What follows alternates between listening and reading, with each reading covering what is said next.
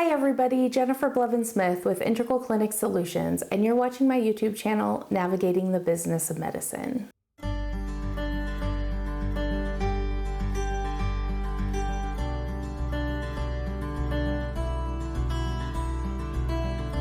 Today's topic is, what is an MCO?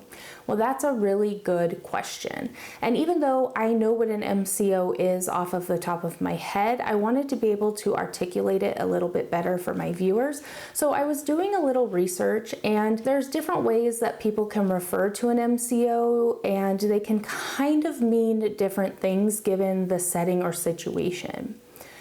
Basically, all of the health insurances that we bill for patients or that we're insured under for our medical insurance is considered an MCO. An MCO is a managed care organization.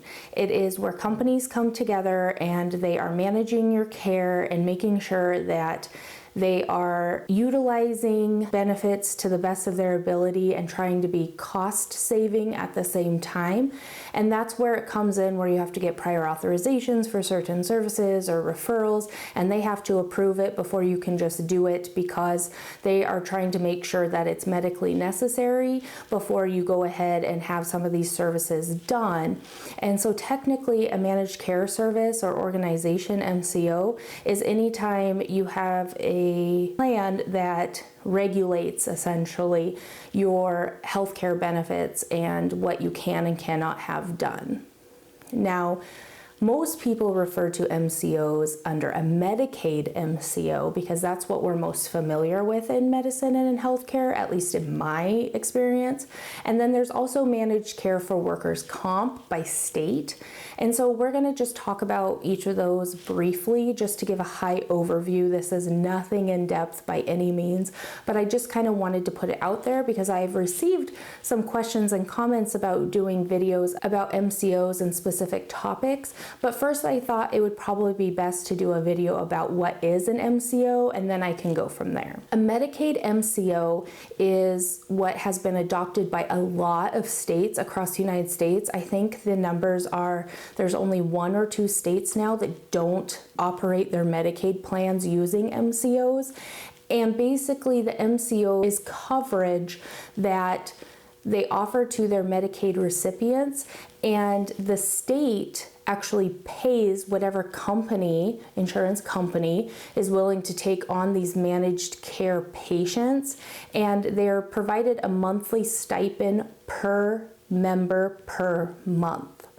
So the state basically goes to the company and says, okay, you have this many Medicaid beneficiaries signed up on the plan, so we're going to give you this much money per member per month for this year. And then you need to make sure that those funds are managed appropriately to cover the care in which they need. The companies are taking a risk, because if these members or beneficiaries end up needing some kind of treatment or any kind of supplies or anything like that that might exceed the amount of money in which they're getting reimbursed by the state, then the company has to eat that difference, because you can't bill the beneficiary in most circumstances. So it's definitely a risk, and it's one of those negotiation tools that the company has to go to the state, because how this works is the federal government gives every state a certain amount of money every year in their budget towards their Medicaid programs. Then the state has to decide how to use that money. So most of the states have decided to contract with managed care organizations and pay them per member per month a certain amount that they feel is fair. And I'm sure there's some kind of calculations and some kind of formulation that they have. And those companies are expected to manage each beneficiary's care to keep it within that allotted amount they'll be paid, so that they're not exceeding that, because then they have to eat it. It is quite a gamble. It doesn't look like there's a lot of data out there actually showing that it's beneficial to run this kind of model, but there's still a lot of things in the works apparently. It's kind of hit or miss. You can find some that show it is, you can find some that don't, and so it's not a slam dunk, but they are mostly, all states are doing this. So some things to know about that. So like in Oregon, our MCOs are broken up by geography, and I'm sure a lot of states are like this as well. So the Tri-County area, like the Portland metropolitan area, they call it the Tri-County area.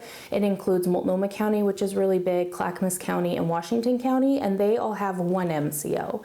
And then another county or two counties together would have a different MCO, and they're all ran by different companies. So some are ran by Pacific Source, some are ran by Humana, some are run by Care Oregon, and they're all different. So depending on your location in your state, you might only contract with certain MCOs in your area where the patients are more likely to come to you.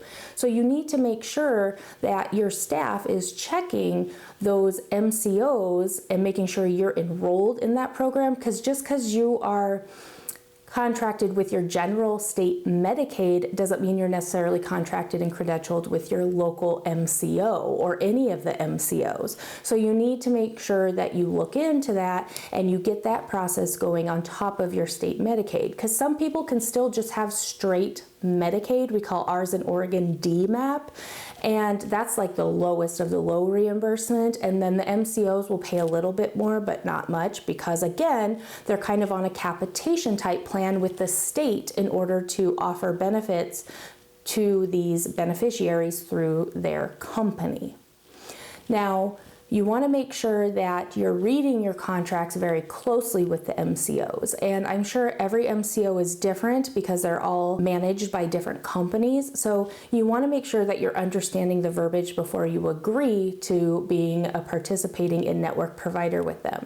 Because if you are a participating in-network provider with a Medicaid MCO, just like with regular Medicaid, most times you cannot bill the beneficiary for things that are not covered, especially if you do not have the patient sign an acknowledgement before the services are rendered that it's not a covered service, and they will be responsible for the difference or for the full bill. That's the catch.